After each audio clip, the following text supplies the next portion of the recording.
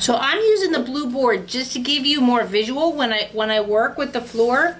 Okay. But you can do this with just with her hand on the table, or you can do this with her hand on something, or go back and forth. So very similar to yesterday, my objective is to get into the metatarsals all through here.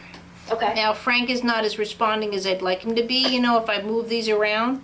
But if you look at my hand, my hand is very supple in movement in that area. It's one of the reasons I give a very good lesson, because my hand can just react so quickly to changes versus, being like a staccato or fixed but it's a really hard thing to look at with low-tone kiddos, because we assume, oh, well, they're low-tone, therefore they can respond. Well, obviously they don't, and that's why you're talking to me.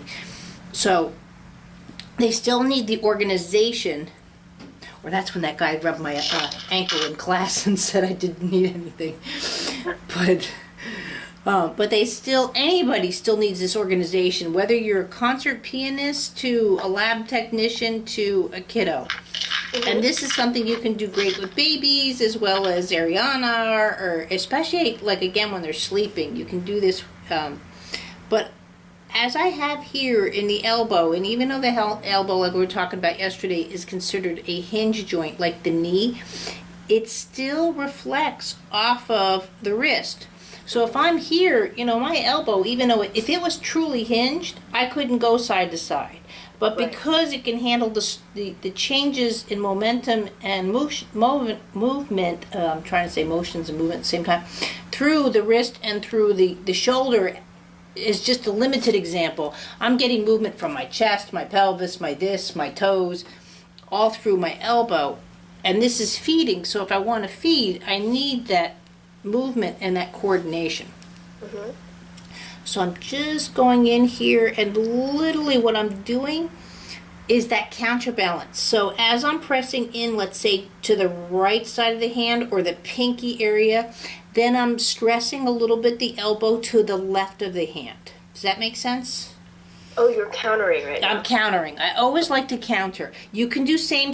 This would be same, which would be rolling up. You need these movements. So if I go to roll up, I need that same. But at the same time, when I'm going into a crawling, I need that hand to be able to counterbalance against with the elbow, and then my shoulders and head and everything else. When you're at the elbow, are you doing a slight rotation as well? Yeah. You can play with her. There's a big difference between going, let's say, left and right or back and forth versus shifting. What I'm doing is, maybe this would be a good example. So see how I have my large ball? Mm-hmm. So what I'm not doing a back and forth, right? Yeah. What I'm doing is a see how I'm looking for the bottom of the ball to rotate through the top of the ball. Does that make more sense? Yeah. Versus back and forth. Okay. So in that position, right? No matter what, I can't change the floor. I can just do this. Look at how subtle I can be. Whereas if I was going back and forth, do you see the difference? Mm-hmm. That's the subtlety that I get. So my hands, what they're doing is, see how I shift just like I'm skiing. Yeah. Okay. Does that make more sense? Yeah. I'm doing it for both the camera and for the iPad, so that's why you're getting 2 views. This is great. So what I'm doing, so if you wanted the hand to look like that, again, so see, you can see it, but I can do it this way. And that's all I'm doing, is just that counter versus back and forth. Got it. So you're countering within your fingers. Right. But that's where it's Newton's law. For every action, there's a reaction. So if I counter technically within my fingers, Ariana's going to counter within her elbow. Got it. And so she'll respond back to me, and that's what you look for in a movement lesson, is that response from the system.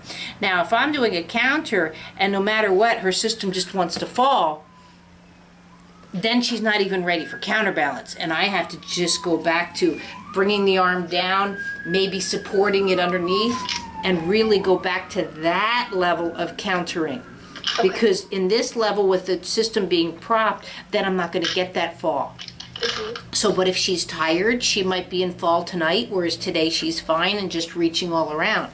So that all depends on with whom you're working with. But if you feel that you need to, quote, catch the elbow or hold it like you were doing yesterday with the knee, then that's where I like to suggest a prop, so her brain's not going, okay, I got to hold the arm and move it at the same time, because now you're countering the momentum of the cognitive functions. Okay. Can I just, instead of a prop with this part, can I use my hand to counter in this? Oh, absolutely. So we'll go on that one. So if I'm going underneath, the same thing. So I'm underneath. Again, I'm not doing this left and right. That's really more obvious of a rotation.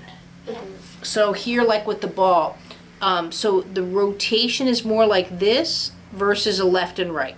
Or a shake. So here would be a shake, and here would just, so look at it more like you're looking at a diamond. You know, you're trying to look at all the different facets versus like, oh, a ball. Right. Got it. And you're just going to be rotating, and when you're doing underneath here, you're going to get more of the action too onto the thumb, if you've noticed. Here it's going to be more through the metatarsals and the top part, palm heel. And then if you're going underneath, you're going to get more of that rotation, so that rotation's going to go through more through the wrist and go over to the thumb. Okay. And would you correct her finger placement with this process? No? You can, but right now she's got to learn the game. Every time you touch someone, it's like you're starting a new game, just like you're starting a new conversation. My husband used to complain to me all the time that, you know, like the English function of two parallel lines with the P for means new paragraph in editing. He was going to buy me a pen and say, you need to tap to that when you're changing subjects, because I'm always like... Oh, you are. That's a good tip on your... I mean well. You do. So, it's hard to save the world and talk, you know, and put the key in the ignition at the same time. So anyway, so it's the same thing. When you're starting off with anyone, even though you've been working with it, you need to say, hi, how are you? And say, okay, this is what we're kind of be working on today versus, okay, I need to fix your finger. Right. I figured that comes. Go back to, I still love that class I did recently with Arlie, and just watching how much her foot moves just as she's standing. I mean, that's incredible for, you know, just to watch that in a 16-month-old. And if you'd fixed her toes, she'd be a duck, you know. If you're worried about the hand, though, this is why I've got the ball. This is where you can do the same kind of movements, but now you can be around the ball. Now with this, again, I'm going in between Frank's fingers because he's an adult. That's going to be a little weird for her. You're probably going to want to be, again, over the fingers this way or like over the thumb that way. To apply different stresses into the object that you're playing with. Okay. So with his two, now again, I'm going to just support Frank just to give him, he's not going to want to be here. I'll support him like that. He doesn't bend like the average bear. So I can just be here and just lightly, again, my tension's on the metatarsals, and I'm just going into the thumb and just with a light rotation. But also notice here too, I can start working with extension. Do you see how I can slightly pull Frank and work down? So, and that's something that Ariana has no knowledge of. That ability to, she's more here, right? She does not know to reach down with the thumb. Can you do that on Frank once more? Excuse me. So I'm just here, I'm in between the thumb and the hand. And so not only am I rotating, but see how I'm working with the extension down. So see how the counter is here. It dips down, and see how it elongates. Yeah. So that would be thumb pressure, you know, doing something like this. But right now, Ariana's getting good where she's got the finger out, you know what I mean? But she's not where the thumb can come before the fingers. Got it. Does that make sense? Yep.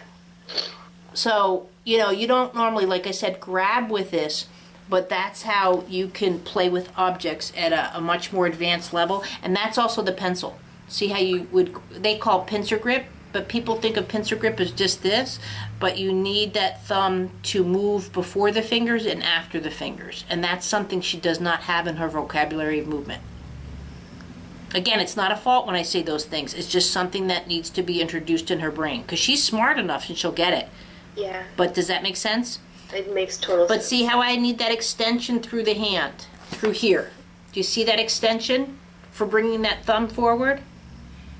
I see it. Okay. Versus doing this. See how there's no extension? And the top finger should go first. But when I want that bottom thumb to go first, I need that extension. Where is your thumb and your fingers around her wrist? Is it crossing both the hand and the wrist? Yeah, just like I'm sort of playing the clarinet. So my fingers are behind the wrist and my thumb is right on top of the wrist. Or you could do this, but again, then you're really going to want the arm supported if you're going in with the fingers doing detail. Because I can go like rotate the pinky down and then I can rotate the thumb down. Got it. She wants to play with her hand. Well, that's fine. That's why, I'm giving you suggestions where she goes with it. You know what I mean? Like I said, this is stuff you need to learn, especially if we want to work on her while she's sleeping, but we got to cover it. So now this way too, see how I can come around where she's holding the object? Oh, yeah. And that works on that internal extension. So it's one thing again to grab, but to go around an object. Just like you're doing. Feel that extension in your arm? Yeah. On the inside? Yeah. Every body part should have extension.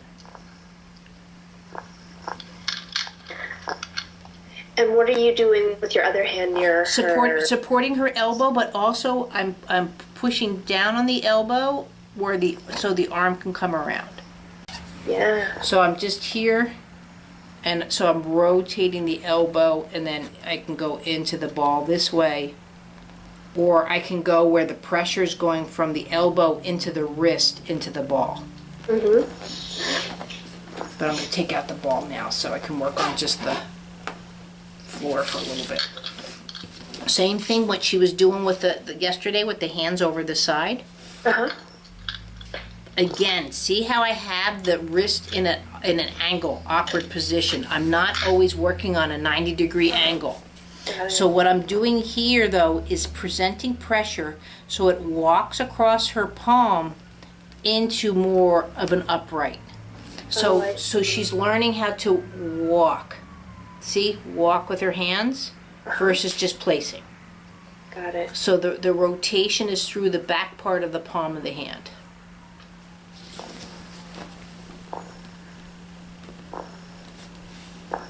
And with that now, I can turn the floor around and do the opposite. See how I'm bringing it back? And I'm bringing it forward. And that is where this becomes a very nice move. So see how I'm countering again. Elbow in back of the wrist. Elbow before the wrist. Uh-huh. And that's driving a car.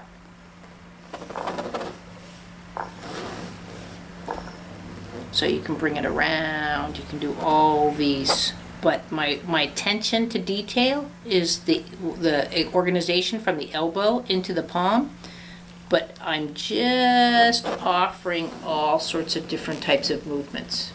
Got it.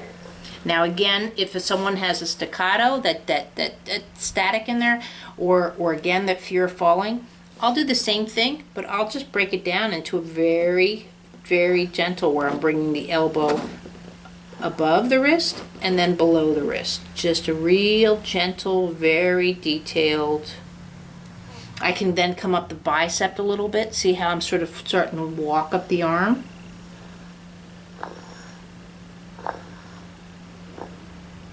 Does that make sense?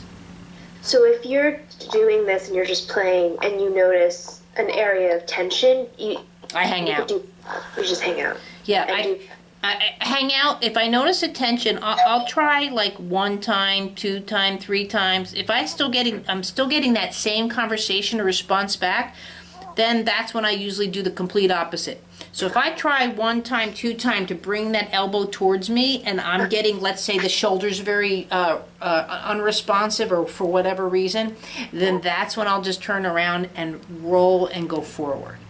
Or I'll roll and go backwards. That's a great way of letting the shoulder back. you're not in the position to do that because of your trajectory, that's when you're going to want to be sort of facing more her belly. Same thing, the hand and the wrist to the elbow, and then I roll back and push through the shoulder back. And when you do the opposite, do you go back forward or you? Yeah, then I go back and check it and see already even Frank is so much better with that movement. Yeah. Okay.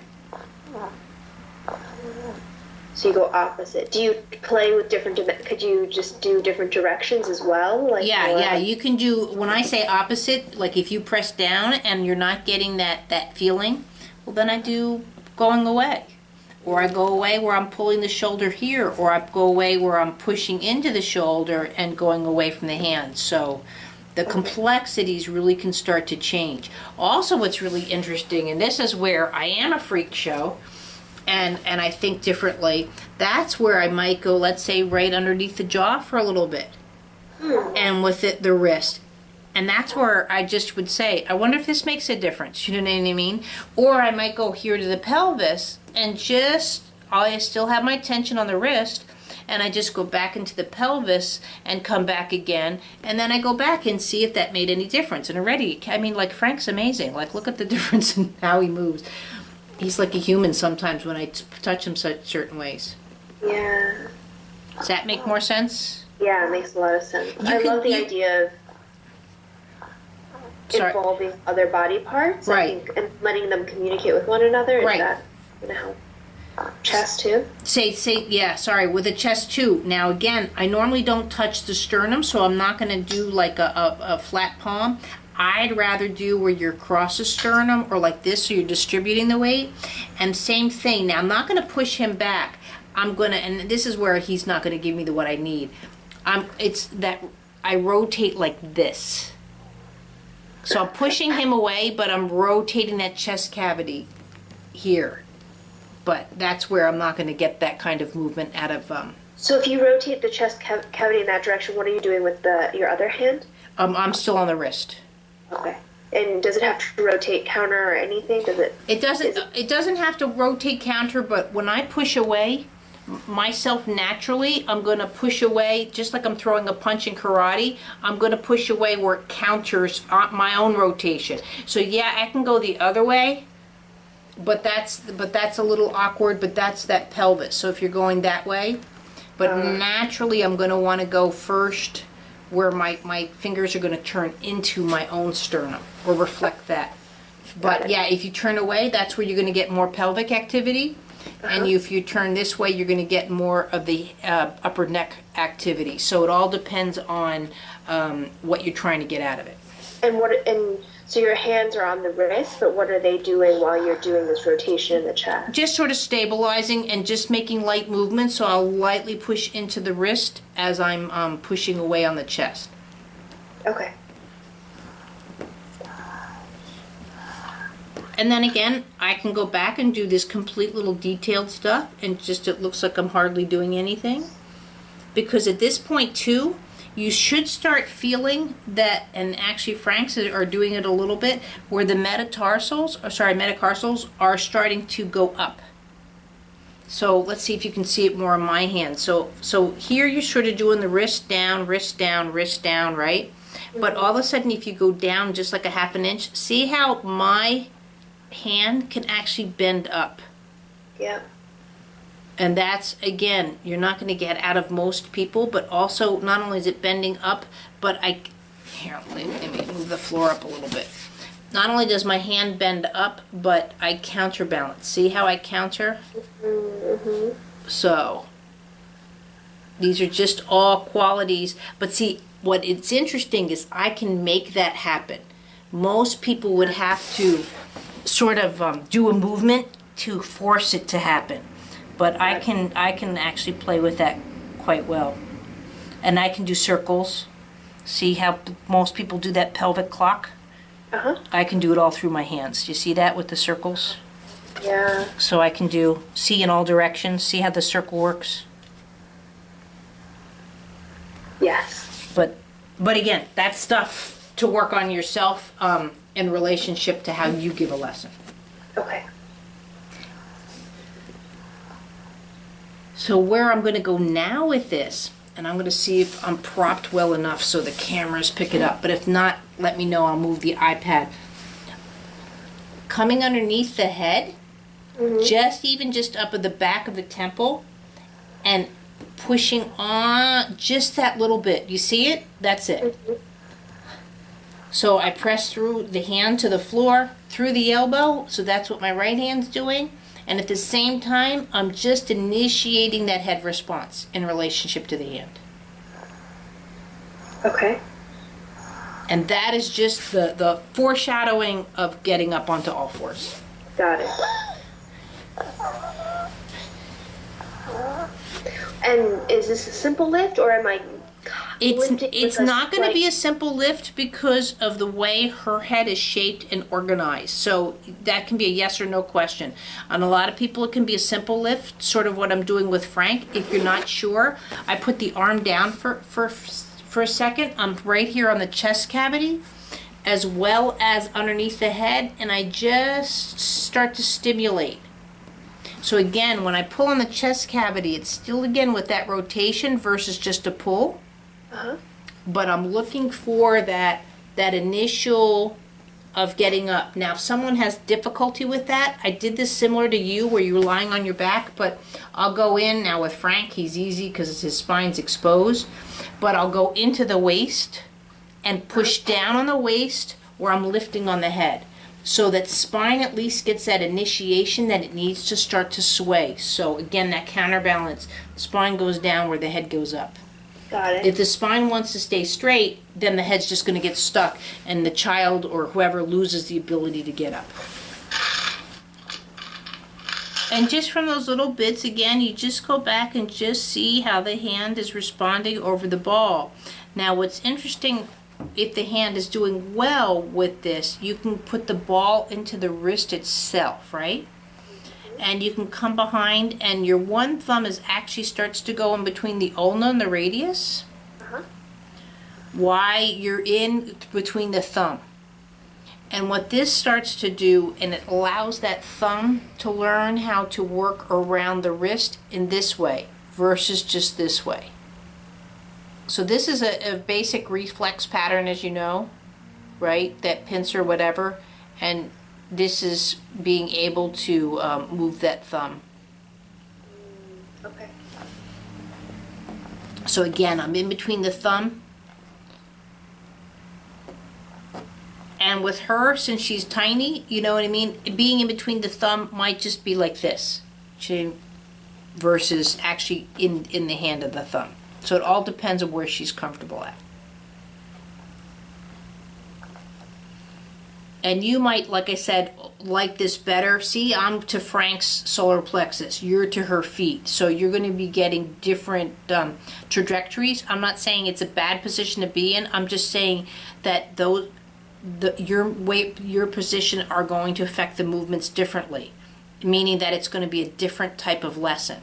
So you can try doing this also from a person's head, which comes quite nicely. And I will be going in that position in a second.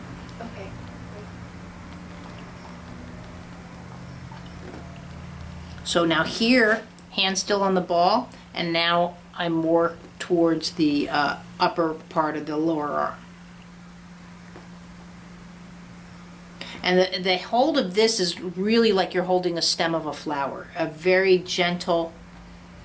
I'm just looking for more so the movement through the wrist in relationship to the hand than I am what I'm doing up here. See how I'm just presenting? So see how I counterbalance the ball as the elbow goes up over, but I'm allowing that ulna and the radius to start to have individuality. Is there a what? Like a pull, when you're doing this, you know, we did in the feet where there was a little bit of a pulling dough while we're doing this rotation. You're going to feel it more so in the hand up here into the arm, and that tonus quality. But right now I haven't started any kind of pulling. You don't want to pull on the arm because that's going away from home. Okay. That's why, like, everyone gets injured exercising you'll never see me pulling an arm like this. The only time you'll see me do this, if I do it going for full shoulder rotation, I still have the arm like this, and I'm walking. I can't do this with Frank. I'm walking around like this, but I'm not pulling. Also, okay, I stand a little bit corrected, but I don't look at it as a pull. This is one of my greatest, I think, accomplishments of something that I've developed again. Now, this is where when I say I developed, is it out there already? Who knows? Because most people keep their work private. So I come underneath. I'm looking to stabilize the hand, right? So if the hand is stabilized, now stabilized can be up on my arm, it can be around my neck, it can be just but as long as it's stabilized. I don't want the arm, let's say, being fixed in this position. This is when I tell old people, like, don't help me. And they go, I'm not helping you. And I take my arms away, hands away, and their arms are like up to here. And I'm like, oh no, you're not helping me at all. You know, like they're holding their arm out. Then again, I know they have neurological issues on top of everything else, but I just go underneath here, and my tension is just the shoulder girdle and the release of the shoulder to the chest cavity. And that's the only time you'll see me do, and this is like what I consider a pull. So I'm bringing the hand or the elbow over to the hand, and then I move back. Okay. And I'm rotating through the elbow, and again where I'm bringing the arm out, and then bringing it back. So my intention is this kind of movement where I'm transferring from my chest cavity over to my hand. And you don't do that anywhere else? I do, but like I said, but that's my extent of the pull. You'll never see me doing something like this to Frank, where I'm like pulling him out of position.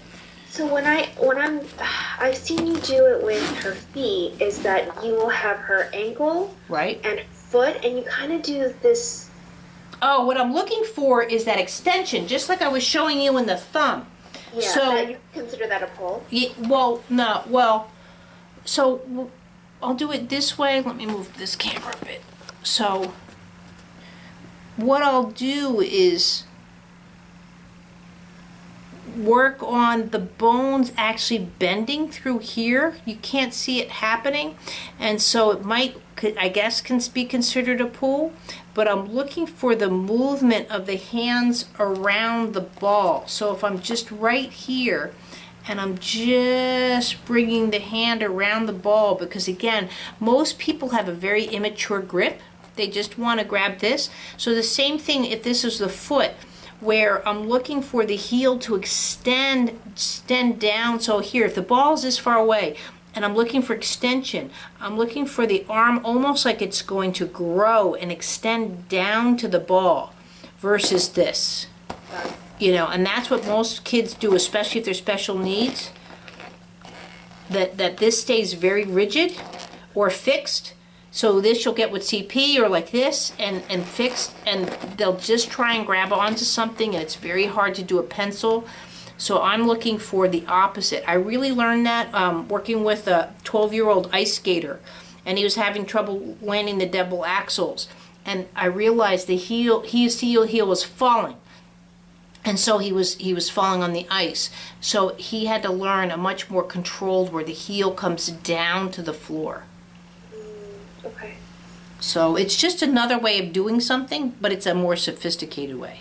Got it. Okay. And that shows up like grabbing a champagne bottle versus being able to have that nice twist and that control, and just, you know, it goes poop or it goes and you've got like half the bottle's empty. Got it. Does that make more sense? Yeah, it makes a lot of sense. Okay. So different every time. Well, yeah, because each foot, mathematically, if you just looked at foot alone, the way the bones have shaped makes that movement to that person mathematically unique to my foot movements. Right. So to assume that, you know, and again, this is why I went away from the properties, even though I talk about very vague anatomy. I really don't know my anatomy. But if you look at it as just over function, like when I say this is driving a car, you know what I mean? Or this is skiing, or this is, I get it that person might not be doing those movements, but it's that same thing of where that conversation's going to lead. And you need to really realize just the qualities of movement, which go back to just the essentials: balance, counterbalance, acceleration. I mean, if that's all you're learning, and or working with, I should say, it's just like having the basics of a cookie recipe. Now you can make any kind of cookie because Right. you've got your basic ingredients. So I've left Frank in the same position. I've changed the camera around here slightly so we can see it. So you've got my camera and yours. So when I'm coming underneath in the same position where I have the head here, now again, this is something if you want to watch me do and then you can play with her, or you can do the same thing. I'm going to be doing several different ways around the head. All I'm looking for is just making contact. Now, Fred's on a pillow. I can lower the pillow. Now, Fred's got lousy shoulders, so I need to keep him in a certain level of height. But I want the system supported. So what I start doing first, now again, my attention is still going to be this hand and elbow relationship. I'm just now doing it from this conversation of the head. Okay. So what I can do now is I come underneath the shoulder. Now I'm using the chest cavity to my advantage, so as a wall. So as I'm pressing my back of my fingers onto the chest, I can start bringing up. And now what you don't notice me doing is I'm hooking underneath the bicep to keep this pressure on the hand. Oh, I see. Okay? So I'm literally like just lightly hooking. Okay. So I hook around. So it'd just be the same thing if I was fighting you. If you go to hit me, I'm going to hook your block and keep it down, where I can get a strike in or something like that, enough to support me and the system. So you would never come from above. I don't like to always, but what I'm doing here, if I would come from above, if I was working on the shoulder girdle in relationship to the head of the jaw or whatever, I'm right now, like I said, if you look at Frank's hand is off position, right? His elbow's behind his hand, so his hand is, quote, off the floor. So I can come underneath the head and then hook him and see how he's got a flat hand. He's actually now placed on the floor. So from this position, if I want to work on getting up, see, I can lift his head and see he's on his hand. Yeah. But if I was like this, I could still do it, but now I'm wrecking him getting up. I'm asking you to lift his head up and pull his shoulder down. What I'm doing here is I'm lifting his head up and see how he can rotate so much nicer over onto his hand. Whereas if I block that, then he's stuck. Got it. Does that make more sense? Yeah. And now with that, I've got to fix his pelvis because he's getting a little bit too. Right. I know what I can do. I can put.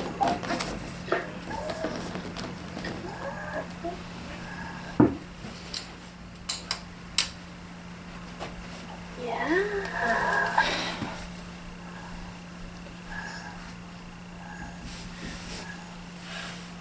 So now there's different ways of holding the head in that position. You can hold the head this way. You can go, I call it my pizza hand, going underneath this way, this way. Now a little trick too, going behind the shoulder cavity with the scapula, I'm underneath the hand. If I needed to correct the shoulders or work back way this way, I can do that. And that's a really good move for Ariana in particular. So I can come here also, hand down in here, and I have more pressure here. Same thing through the elbow back into the shoulder. And you're coming together? No, I'm going same. So Okay. left hand is going back, and I'm pushing into it. So it's just like this. Okay. You can go together, but if you're looking for the shoulder to reorganize, do you see how your chest would be rotating and reorganizing around that? Understood. So if I wanted to as well, see how I can play with the thumb here now Uh-huh. and the shoulder. I can be in this position. My whole hand is across her upper arm. And again, rotating over, so I can go in that kind of, and see now I can counter this way. Yeah. So I'll do that again with the ball.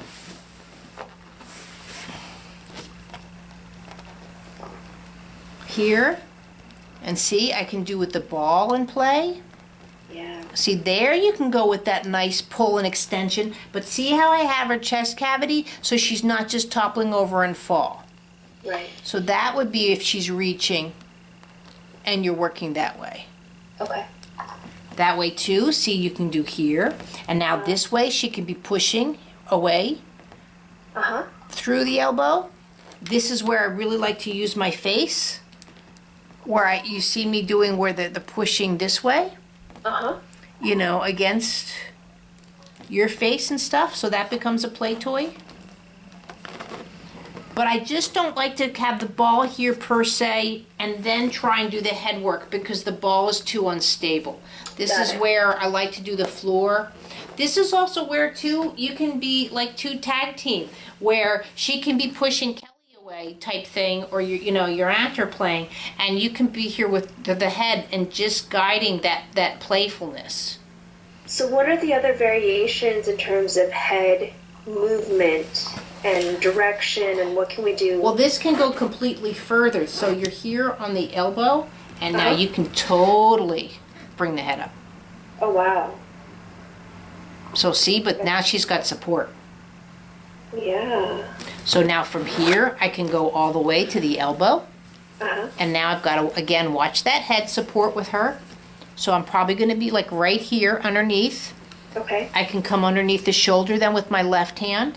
And allow that, I can bring her hand, if her hand's back up, again, I can be totally where I'm supporting the head. This is where it gets, it's a learning curve for you more than her, but I'm supporting the head. Now I'm not grabbing him and pulling out his eye sockets. Again, my hand is just like this, so I can go around it.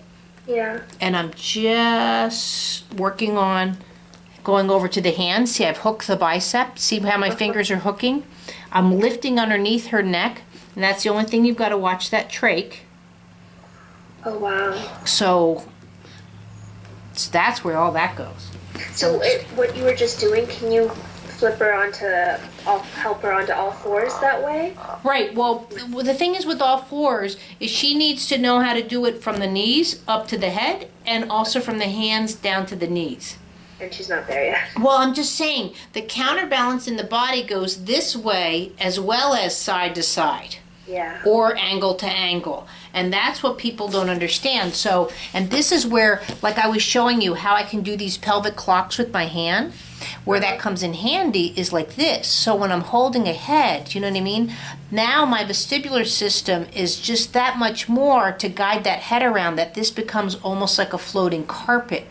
That's where people are so afraid of losing the head, that it's actually my hand that's restricting the development, not the person's head. I see. So this is something to play with, and I probably should do a class on this, is that ability of moving around a surface. So if I had a ball on top of here, do you know what I mean? Can I see how the stability that I can play with it? That's me going for a ride. I see. But I think most people, if they did this, the ball would be gone by now. Oh, yeah. But that's Could you also that's my hand on a. How to work with the head into like the tucking and sitting up position where she's on her back? Well, that's a whole nother different avenue. So when you're going in for tucking, that's a whole different, same thing that you're going to be here. I'm going to do it standing for Frank. Okay. So this is where I would be around the chest cavity, tuck. Again, it's those eyes. If the eyes are here, you're not going to get sitting up. Okay.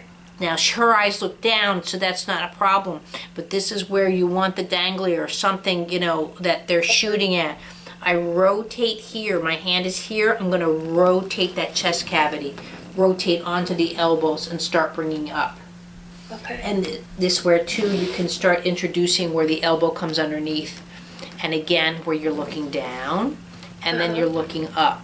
You know what I mean? The head movements around the arm as well as going into a sitting. Okay.